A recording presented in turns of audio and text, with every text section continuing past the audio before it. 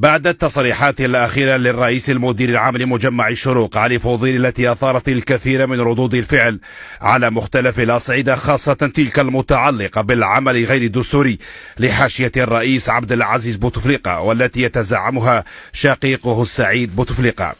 وأكد الرئيس المدير العام أن الرئيس عبد العزيز بوتفليقة سيبقى رمزا سياديا لجهاده ونضاله الكبير، غير أن محيطه ظلله في كثير من المواقف خاصة بعد مرضه ولم يحسنوا إليه، خاصة شقيقه السعيد ورجال المال الفاسد، حيث أنه منذ مرض الرئيس بدأ شقيقه السعيد يمارس سلطة أخيه بالتدرج، استهلها بالمحادثات الهاتفية مع الوزراء والتدخل في شؤون الدولة، ولعب دور الوسيط بين أجهزة الجمهورية وبين الرئيس عبد العزيز بوتفليقة.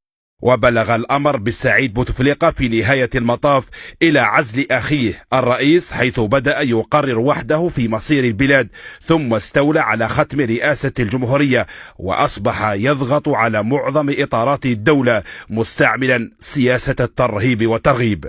وقرب إليه أصحاب المال الفاسد من رجال الأعمال الذين كانوا ينتهجون السياسة الاقتصادية تخدم المصالح الشخصية الضيقة لنهب المال العام، والذي كان يفرضها شقيق الرئيس على الحكومة، مثل شركات تركيب السيارات التي كلفت الدولة أموالا طائلة، حيث منحت التراخيص لأصدقاء الشقيق واستفادوا من قروض بنكية وامتيازات جبائية، فيما قام باستبعاد معارضيه. ومنذ العهدة الرابعة أصبحت ثروات الجزائريين في يد 10 أشخاص الذين استفادوا من أموال نتج عنها تدمير في الاقتصاد الوطني. هذا الواقع المرير أصبح يتفاقم أكثر فأكثر على حساب الوضعية الاجتماعية للمواطنين والمستوى المعيشي، الأمر الذي أدى بالمواطنين إلى التحرك والانتفاضة يوم 22 فبراير. وحسب مصادر مؤكدة فإن قيادة الجيش الوطني الشعبي لا تسمح بهدر المال العام ونهب ثروات البلاد، واستجابة لنداء المواطنين سيتم محاسبة هؤلاء الذين تسببوا في انهيار الاقتصاد الوطني، فإن ملفات هؤلاء ستقدم للعدالة وستتخذ الإجراءات التي تحول دون تهربهم.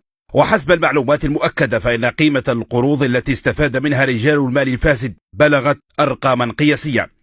رئيس منتدى المؤسسات علي حداد بلغت قيمة قروضه 20,000 مليار سنتيم، ما يعادل $2,000,000، تقارب 60% من القروض التي استفاد منها من بنك القرض الشعبي الوطني والبنك الخارجي الجزائري. رجل الأعمال رضا كوريناف 17 مليار دينار سنتيم، أي ما يعادل $1,500,000,000. عبد الملك بن حمادي 12,000 مليار، ما يعادل $1,200,000,000. مراد علمي صاحب شركة سوفاك 11 مليار دولار، ما يعادل $1,100,000,000. طحكوت محي الدين 9,000 مليار، ما يعادل $900,000,000، بالإضافة لكل من أيوب عيسو معزوز أحمد وغيرهم. هذه القروض لا تساوي القيمة الحقيقية لمشاريع، حيث لا تتعدى 30%، كما أن الضمانات المقدمة من هؤلاء رجال الأعمال لا تتعدى 20% من قيمة القروض الممنوحة لهم، كما أن معظم رجال الأعمال لهم جنسيات أجنبية. رئيس منتدى المؤسسات علي حداد جنسية بريطانية، رضا كوريناف جنسية سويسرية من أم يهودية الديانة، علمي مراد جنسية فرنسية. وللتذكير فإن شقيق الرئيس ناصر بوتفليقة كان يتردد على سفارة الإمارات بجنيف لتحضير انتقالهم إلى هناك، لما كان الرئيس عبد العزيز بوتفليقة في فترة العلاج بسويسرا.